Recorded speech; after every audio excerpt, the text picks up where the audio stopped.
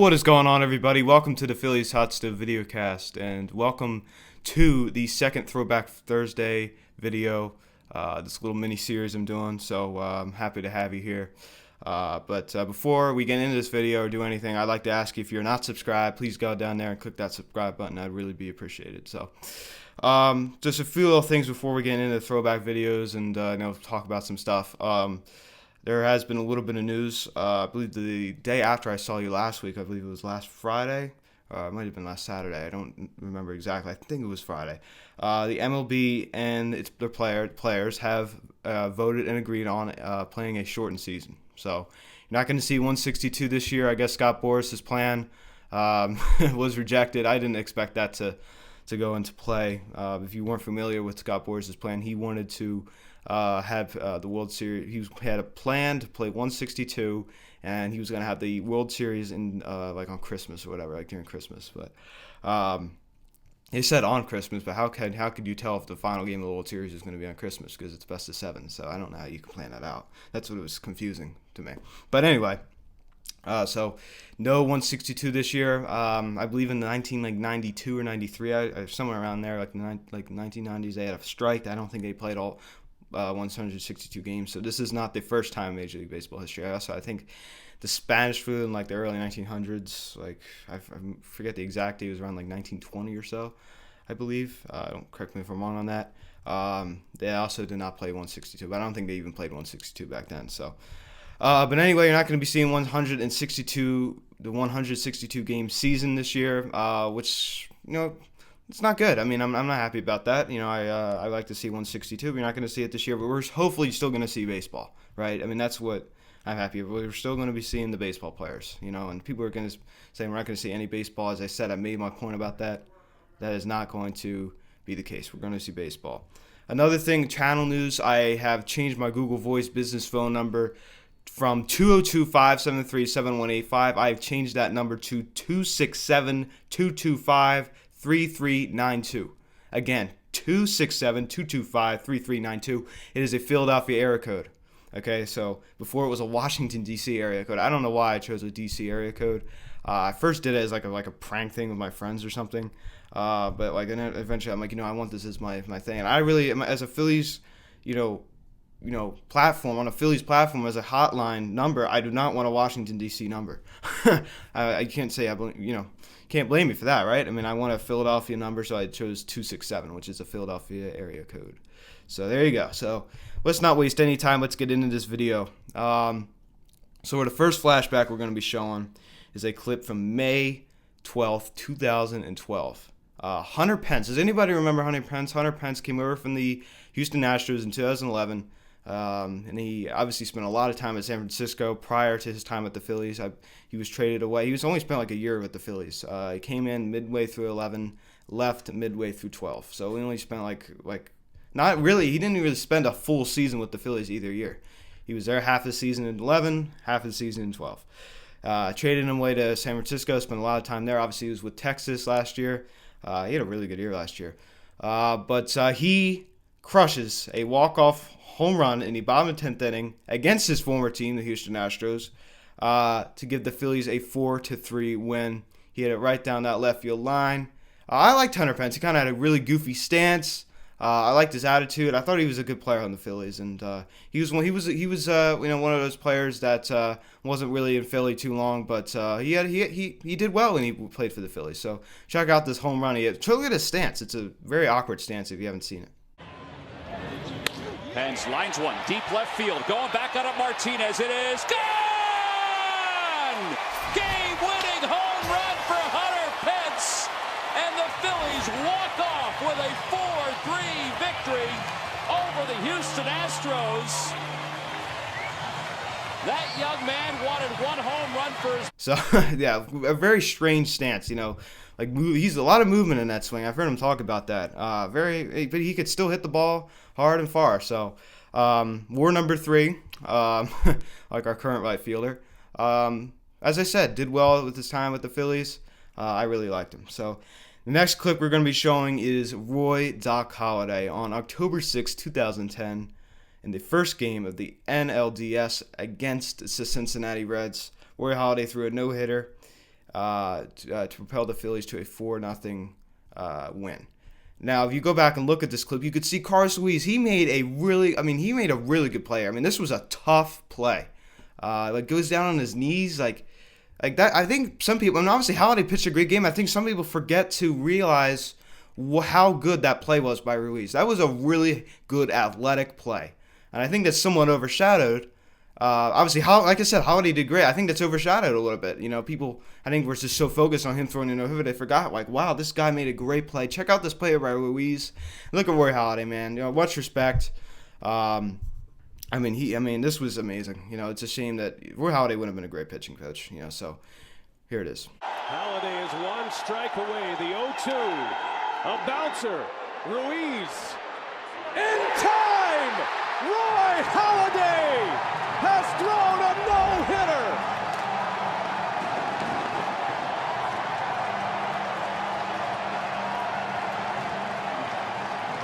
So, perfect game at the beginning of the year, and then he goes into the playoffs and then throws a no-hitter. So, Roy Halladay, great man, great player, all around true gentleman. So, he is missed. The next clip we're going to be showing is from July 25th, 2015. Cole Hamels, I believe that was his last outing as a Philadelphia Philly before he was traded away to the Texas Rangers. His last hurrah, he throws a no-hitter, the 13th no-hitter in Philadelphia Phillies franchise history. He throws a no-hitter against his future team, the Chicago Cubs, at Wrigley Field. A little bit of drama right at the end, as Tom McCarthy said. Odubel Herrera, Chris Bryant is up. He hits a laser out to center field. I thought I had a chance to go out. I was watching that live. I thought I had a chance to go out. I mean, just a really awkward catch. Odubel Herrera, I don't know what he was doing out there. I got someone saying oh yeah, I missed Odubel Herrera. He almost just missed the ball. He almost squandered. Obviously, it would have been an error if he would have dropped it, but he almost squandered. If he wouldn't have got his glove on, it would have been an error at all. But if he almost squandered Cole Hamels no-hitter. I mean, look at this. It's a miracle he caught this ball. I mean, really, miracle. The man Jimmy Rollins, named Hollywood, is trying to write a beautiful script here this afternoon. The 3-2 pitch to Chris Bryant. In the air to center field. Herrera going back toward the wall. Does he have it? He reaches down. Did he make the catch? He made the catch! The 13th no-hitter in Philadelphia Phillies franchise history has a little bit of drama right at the end. Cole Hamels, he is back, and his... Man, I mean, my heart was racing when that ball was in the air. I'm like, oh my gosh, did he catch it? He caught it.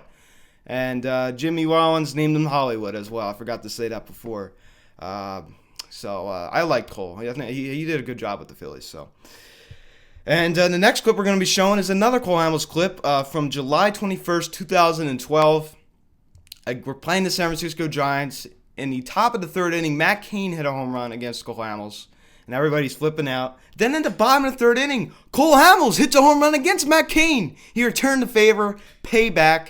He hits it to right field, and he really got good wood on it.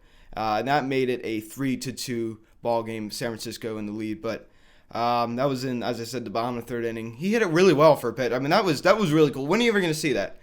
The visiting pitcher hits one in the top of the third, and then the home pitcher hits one in the bottom of the third. I like to know when that's ever happened. How many times that's happened?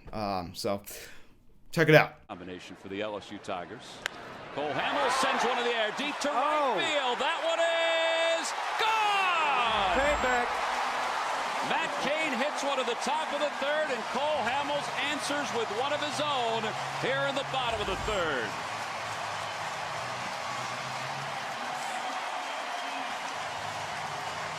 Home run derby. I'll tell you what, we said they're evenly matched when this game started, but we didn't expect this. The crowd, you imagine being there at that game, and that's a historical game right there. I mean, that's really interesting. Two pitchers going deep, and in the same inning, one on the top and one on the bottom. Very, very interesting. That's a very cool clip right there.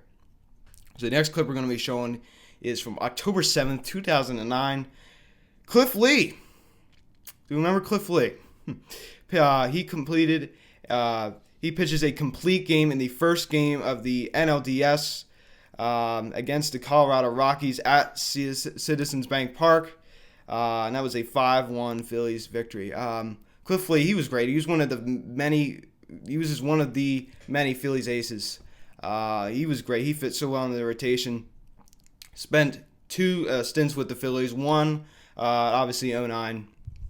Got him from the Cleveland Indians. Spent pretty much his whole entire, I believe he spent his whole entire career prior to that with the Indians. Then we got him. He comes over, pitches in 2009. Wears number 34, by the way. If you ever wondered why Holiday wore number 33 and 34, is because when he played for the Phillies in 2009 for that short period of time, he wore number 34. When he came back in 2010, he wore number 33. So we got him from the Rockies, ended up trading him to Seattle in the 2009 offseason. Then he got traded to Texas, elects free agency, and then signs back with us in 2010. So he spent two stints with the Phillies. Got a long way to go today as Atkins swings and misses. And Cliff Lee, a complete game. And the Phillies win it 5-1. What a performance by Cliff. But this is, I mean, he was great. I really like Cliff Lee. He was an all-around good guy, good player. I really, really liked him. And the next clip we're going to be showing is from September 12th, 2010. Roy Oswalt pitches a complete game, 4-hit shutout against the New York Mets. Oswalt's got his signs. And a foul tip right into the glove of Ruiz, and Roy Oswalt completes his 20th complete game of his career, and it's his 8th shutout. And the Phillies have defeated the Mets 3-0. What a performance today by Roy Oswalt. He's now 6-1 in a Phillies uniform. The Phillies are 8-1 in his games, and he was flat out dominant this afternoon. 113 pitches, a 4-hit shutout. And you really want to know how good Roy Oswalt was? That was his 20th complete game of his career and his 8th career shutout. That was a 3-0 win against the Mets in Queens. We got him over from the Houston Astros in 2010. Another clip I think I'm going to be showing eventually is when he played left field when Howard got ejected in 2010. That was a really cool clip. I don't want to talk about that, but I'll show it eventually, probably ahead in one of these future videos, Throwback Thursday videos. That was really cool. But Roy Oswalt, yet again, another good pitcher in this rotation. And that just makes me really want to wish these days would be now. I wish that we had a good rotation like we did then. I mean, Holiday, Hamels, Lee, Oswalt. I could go on and on and on. It was just such a good group of good, solid pitchers in that rotation, and very rarely do you ever see that, very rarely do we ever see that in Phillies history. Not now, definitely not now, so makes me just really appreciate the throwback times, the times when the Phillies from 10 years ago. It just makes me miss those days. Even though I wasn't even a Phillies fan really during that time, I don't really remember the Phillies that time. But I wish that I was a Phillies fan during that time. Because it was a really exciting time. Good group of players. And the 7th and final throwback video we're going to be showing is from September 13th, 2009. Pedro Martinez. Do we remember Pedro Martinez? Some Phillies fans may not know, and I don't know. I don't want to attack anybody, but you should know this. Pedro Martinez played for the Phillies in 2009.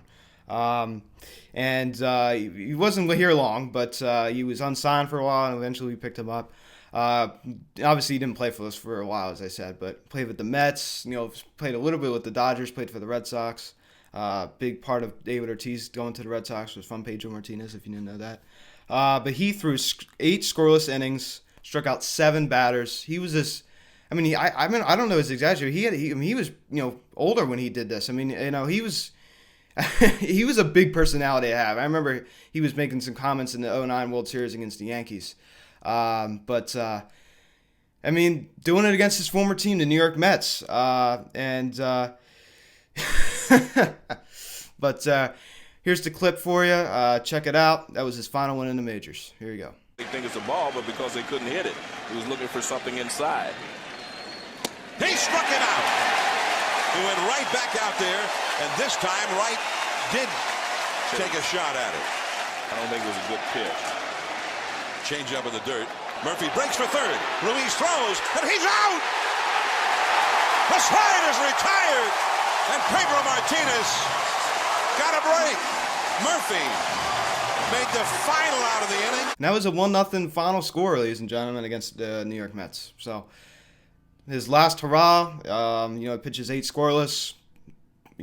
Great performance out of him. He pitched great.